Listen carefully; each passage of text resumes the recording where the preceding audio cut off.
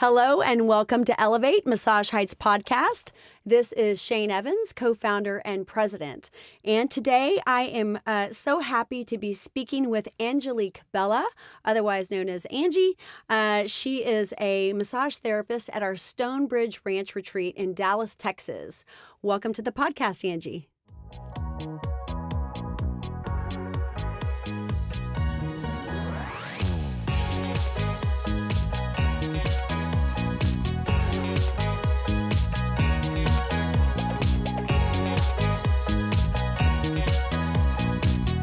This is the first time we've interviewed a massage therapist for the podcast. I'm looking forward to many, many more. But I have to say that the reason this came about is, as mentioned earlier, I had a friend that had a massage with you last week, a week ago, called me and said, man, I had the best massage I've ever had. I had the most incredible experience. And I think that you should talk to Angie or Angelique. And then from what I understand, he was so impressed. It was his mom's birthday this last weekend, and he had her come in as well. Yeah, I just saw her. She was very proud of him. Was she? I can only imagine. I felt very honored. Yes, absolutely. I don't know her, but I can only imagine that as a mom that she was probably very, very proud of him. Well, I'm so happy to have you here, and I'd love to start by just learning a little bit more about your background. And you mentioned it before we got on camera, but tell me, what did you do before Massage Heights? Just sort of a little bit of a history, not even right before, but through the course of your life. What led you to this? So I've been a therapist for the last 20 years, 21 actually this year. And I started off with a degree in psychology. I thought I was going to pursue that, and I ended up going into the Peace Corps and teaching health. And that was one of those bucket list things that you write when you're a kid, like, I'm going to join the Peace Corps, I'm going to go to Galapagos. And I did it. So I'm very proud of myself. That's awesome. I taught health. And when I was there, I used to trade massage with my Peace Corps neighbor, my closest neighbor. And it was such a wonderful stress relief, my gosh. And we would trade regularly. And I remember thinking, you know what, this is truly therapeutic. Like, I had never traded like that before, except, with family or something. And then I had thought, well, when I go to graduate school, I'm going to go become a massage therapist and pay my way through graduate school with this. And I moved to California. I was going to go to Cal. I had my whole thing planned out for what I wanted to do. And I went to a school in Northern California, and I fell in love with it. It was a holistic school. It taught Eastern and Western modalities. I loved it so much, I totally changed my life's course to study massage and make it my main profession for life. And that's all I've done since 1997. That's impressive. Mm-hmm. Well, super smart, intelligent woman you are. Thank you. What is it about massage therapy and about helping people that inspires you? So with massage therapy, it is literally tangible results. I have never felt so significant as a human because I felt like I could truly help people, and not just in some insignificant way. Like, you can truly help people through chronic pain, manage. I've helped people in hospice, passing and transitioning.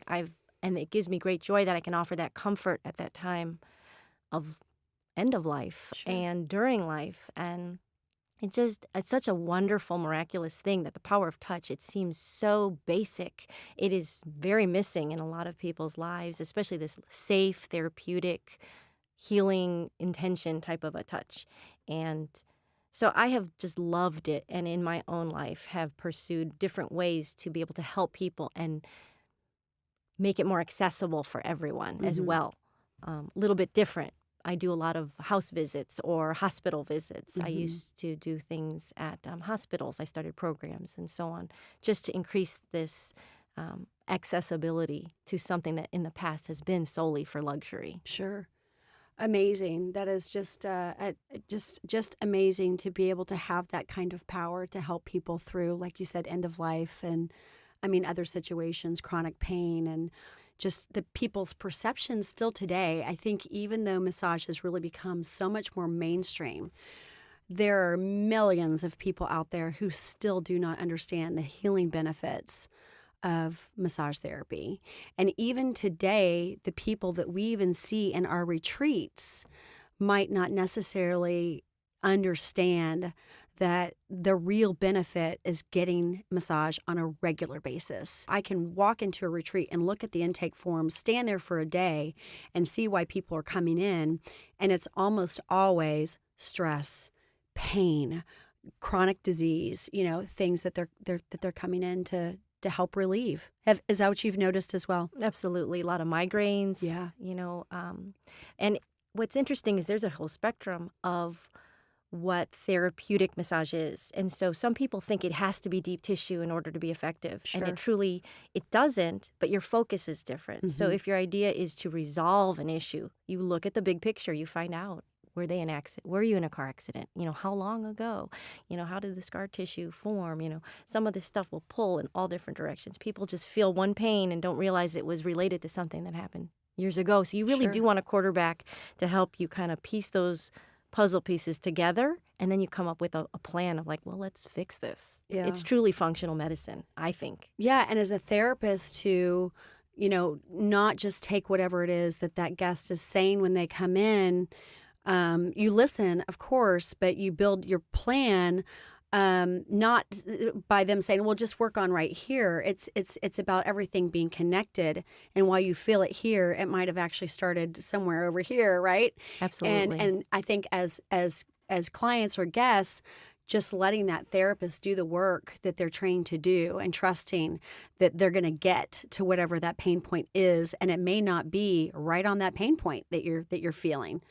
I often get that because when I treat some of the low back or upper back stuff, I do a lot of front pectoral work, and people always say, "I had no idea. I feel it all the way in the back," because it's just very interrelated. Yes. Right. Yeah. And it is exciting when you do figure out what works together and what you can do to resolve it. I mean, it's very exciting. It's instantaneously rewarding, for many people. For us, we can see it. We help facilitate it. It feels wonderful to help others. But for those who are in pain or in discomfort or having issues, postural distortion or anything like that, if you can help really make physical changes you can see and feel, it really does affect people in so many different ways positively. So it's exciting. Absolutely. Yeah. All right, so that's a very interesting background, a very diverse background, and a long path that really led you here. But it sounds like you've had this love for massage therapy for over 20 years, and it was a number of things that really ultimately brought you into a massage therapy career, right? Speaking of careers, what were you doing before you came to Massage Heights? What have you been doing the last 2 to 5 years? So the last 4 years, I have actually been a spa director at kind of a luxury spa in the area. And I was there actually for 7 years total as a therapist and as the spa director. Okay. Mm-hmm. And so you went from being a therapist to a spa director. How was that transition for you? Being that person that was hands-on, healing people, and then getting into management, what kind of drove you to that sort of change? And then what drove you back to getting back into the healing aspect of the industry? Absolutely. So I had owned my own business for many years. So I've owned a business since 2003. That's when we incorporated. Okay. And I've been a manager, but an owner-operator. And that's completely different than being a manager for another business is what I've learned. So I actually stepped up to the role because there was a need. They hadn't had a director in 4 months, and it was just becoming very chaotic, kind of self-managing. Mm-hmm. And that's not healthy for any business. No. So I stepped in and tried to offer what I knew from my personal experience running a business. But it was very stressful and extremely challenging to just be in that management role. And I stuck to it for professional reasons and commitment reasons.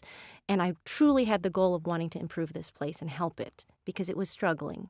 And I had felt that it didn't have a commitment because it seemed to be a lot of turnover in that role. And I could see the effects for the entire team all the time, anytime someone new came. Processes and procedures were lost and this and that. But the reality is it became extremely stressful. And I realized that I'm in charge of my life and my joy and my happiness. And the reality is going back to what I truly went into, which is massage therapy, is what I've decided to kind of refocus again and prioritize. It's very healthy. I love this profession. I love what I do every day. I am excited every day. And it's such a wonderful balance for my family as well. So I decided to just kind of step back in the practitioner role. And I still own this other business. It's out east, but I have a business partner who kind of handles most of the administration. So right now, it's just my focus is just doing what I love. And I've decided that this is going to be my passion and this is my point to focus myself and just kind of ground myself in what I know I do well and what I love. What you love, what you're passionate about. Yeah. Yeah. What do you think your biggest learnings were from playing both roles, from being the therapist to being the spa director who was managing therapists and recruiting therapists and all that? What were some learnings from that experience, other than the fact that your real passion is hands-on helping people? What were the business learnings out of that, or something that we might be able to apply as managers of Massage Heights when overseeing these retreats? That's a great question. And in retrospect, I learned so much. Obviously, you never regret what you learn because it's just education that you didn't have to pay for. It's just wonderful. But at the time, I realized that me being a therapist at the same location, and granted, it was a private small business, so it's not a franchise or a chain. It was just one small business. The practitioners had a very hard time seeing me as their supervisor or as their director. Sure. I was still their friend and still, wanting to do social engagements. And it just became very difficult. So what I realized and what I would recommend to anybody is if you do promote someone, put them in another retreat or put them in another location so that they can start fresh with people seeing them as that role, number one. And the other thing is, and this is what your business does exceptionally well, is that you have such a very structured, healthy business model with clear goals and clear mission and clear vision. And I really, truly feel that will empower and support any manager that goes into your retreats, because truly they have a guideline to follow, and they're not creating it themselves. They have the backup of their regional and their corporate directives from on high, from you and Wayne and from what you started. And I truly feel like that business model is something that people covet and they want to replicate quickly. And it's not. I can truly imagine what you all went through to kind of create this and to tweak it and to personalize it and to adapt, right, to the market and the economy and to people. At my last spa director job, they wanted me to create a membership program just like that, like snapping my fingers, like, oh, let's just do it. And I told them, I said, this requires a lot of infrastructure. This requires a lot of legal involvement. Like, we need to really look at this. Maybe even you have to rehire people. On the front desk, they weren't accustomed to selling memberships. So am I really going to write them up and fire them because they don't do it? It was just very awkward. And I remember thinking, like, it kind of takes a lot of energy and focus and vision to create these kinds of programs. That's why people don't just do it overnight. So true. And so, part of me making the journey here is twofold. One of the gals who works at the retreat where I work, she had applied at my place to work just part-time on her days off from Massage Heights. And one of the first things she told me is, I love where I work. I just wouldn't mind making a little bit more because we paid pretty much double. It was a private club. And she was lovely and we really enjoyed her. And she ended up leaving to go back. To Massage Heights. To Massage Heights, yeah. And she didn't officially leave there. I think she was just working some days off, but we weren't as busy, right? So we have a lot to learn. And it just kind of stuck with me how much she said, that's something interesting you say at an interview, is I love where I currently work. I just wouldn't mind having a little bit more or different experience. Sure. Learning a little more. So when it was time for me to look for some other work, I had thought, you know what, I'm going to go check it out for many reasons. And one, I live in Stonebridge, so it's very close to me, very convenient, quality of life. Two, someone I really enjoyed and respected and thought was a wonderful practitioner went back there and had spoken so highly of it. And then the third part I thought was, you know what? I started massage before franchises ever existed. Sure. I skipped that whole part. I never experienced that. And I thought, you know what? I should learn and be part of something that I don't know about. That's great. I think referrals are always the number one resource for marketing any business, right? Word of mouth in every way, shape, and form, whether it's customer word of mouth or team member word of mouth or what have you. That is the best form of marketing you can possibly have when you've got advocates for you. And especially as a business owner, to hear that she loved working at Massage Heights is so great. Did you have any general thoughts or opinions about massage franchises before you came to Massage Heights, and what were those, if so? Yeah, so that's a really great question because there are a lot of preconceived notions about the chain spas. The chain spas can be clumped together Mm-hmm. as these are in some way just where new people go with no experience, or that they're a massage mill, that people have no breaks and they just work all day long. And this is wrong. It's a misconception, and I can personally attest to that being incorrect. However, for example, in my own spa, we would have therapists who would kind of behave a little bit like divas and say, oh, we don't want anyone who doesn't have more than 5 years experience at a luxury spa or this or that. And, I'm a manager, so therefore I am practical and I am hiring, and I see someone in front of me who seems educated and professional and delightful in their personality, and they have very good massage skills, and they happen to work at a chain spa, or they worked at Massage Heights. I'm interviewing them. Mm-hmm. And if they're good, I want them. They're Yes. great, and they have some really good skills. And I think there's just some preconceptions, and they're wrong. I will honestly say from my personal experience, they're completely wrong. I am wowed at the talent that's here, at least at my Stonebridge Ranch, that I can evaluate everybody. And I kind of always look with the manager eye, but I stay in my lane, and I'm a teammate for sure, and I pitch in and do everything everyone else does. But I am impressed at the quality and the skill and the caliber that you have, that's in this retreat. It's pretty amazing. Thank you. Well, that's certainly a testament to management there, and to John Weathers as the franchisee, and absolutely it starts with the vision at the top, and what we want for our brand, and the vision that Wayne and I had from the get-go, and that we continue to have, and that's really to be the employer of choice. We want to be the brand that massage and skin therapists and lifestyle consultants, anybody for that matter, says, if I'm going to go work for a massage brand, this is where I want to work, because I've heard nothing but great things about it, and they do take care of their people, and they do value values, right? And so I'm so happy to hear that. And it's not always perfect, right? Business is not perfect. Things are not always perfect, but it's the way that we handle things when they're imperfect that I think makes them perfect.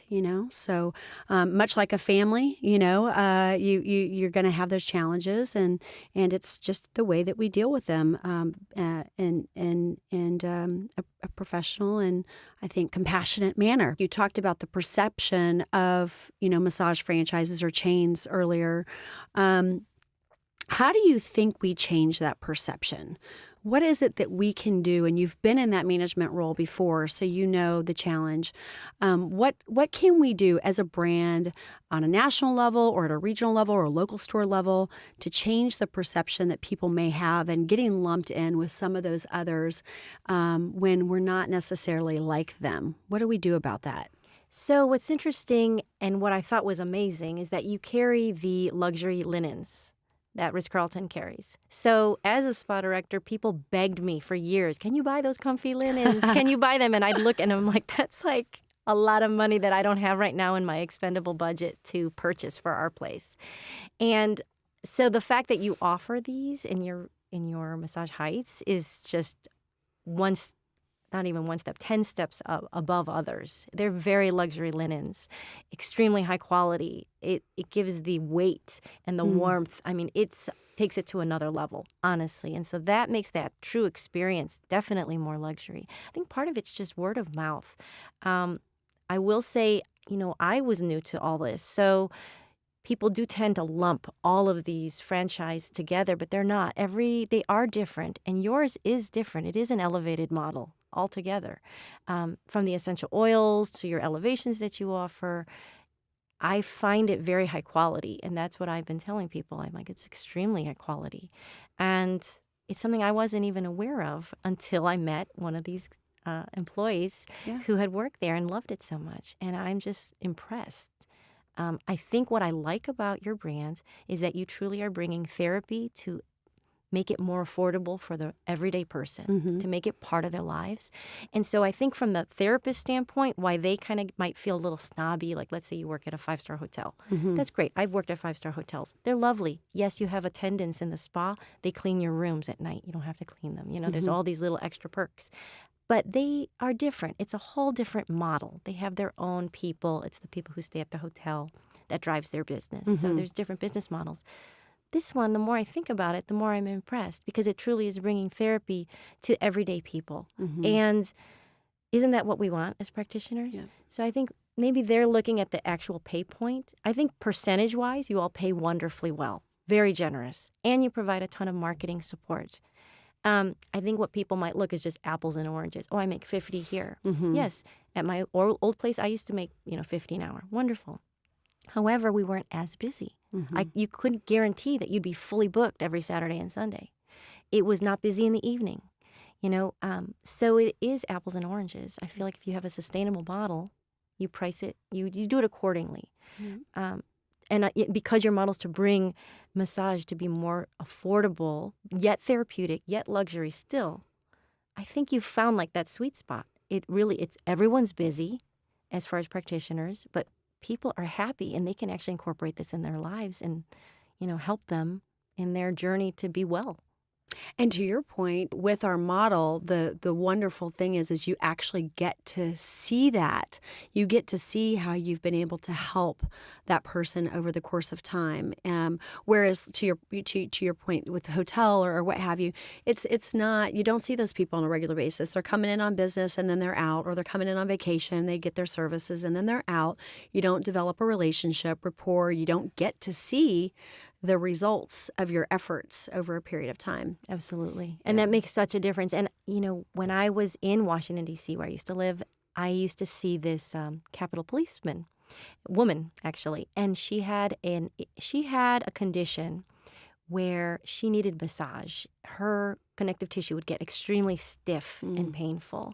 And her doctors would they would give her an allowance to do up to $300 worth of medicine a month. And she would come to me and have to pay cash out of pocket to say, this is what I need. This is before insurance companies got involved. This is before franchises started that made it more affordable for people who truly needed that kind of help and support. She said, I would trade anything. I would trade all this money to get some physical body work regularly. She goes, that's what truly helps me. Yeah.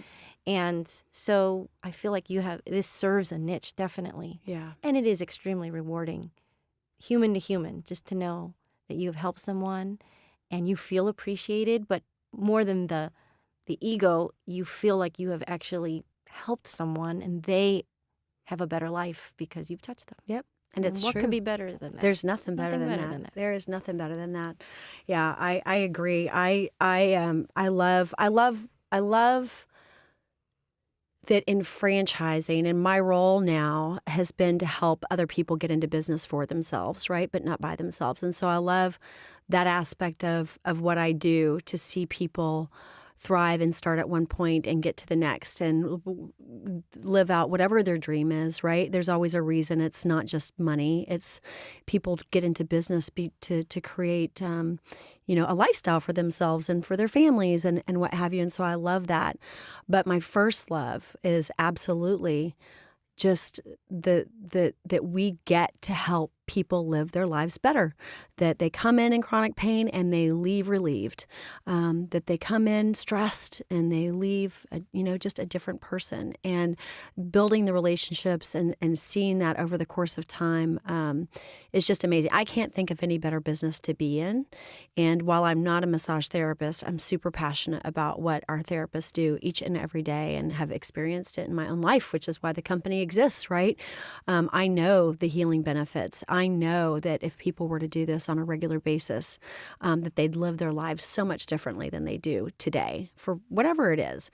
And so I think, getting to the masses and help educating them on the true benefits is, probably our next challenge, right? Is it probably doesn't seem as though there's as much of a challenge. I mean, the perception of massage, I think, has changed a lot as we've had more chains come into the market, and they're educating the general public, and more people are getting massage therapy because it's been made affordable and getting those benefits. But there's still millions of people out there that just don't really know. They don't recognize the benefit and still think of it as a certain way. And so we've got a lot of educating to do. We've got a lot of educating to do with the public. We've got a lot of the consumers. We've got a lot of educating to do with therapists throughout the country as well, on the business model. To your point, those perceptions that are out there that just aren't true, and certainly, it really comes down to the operators. Right?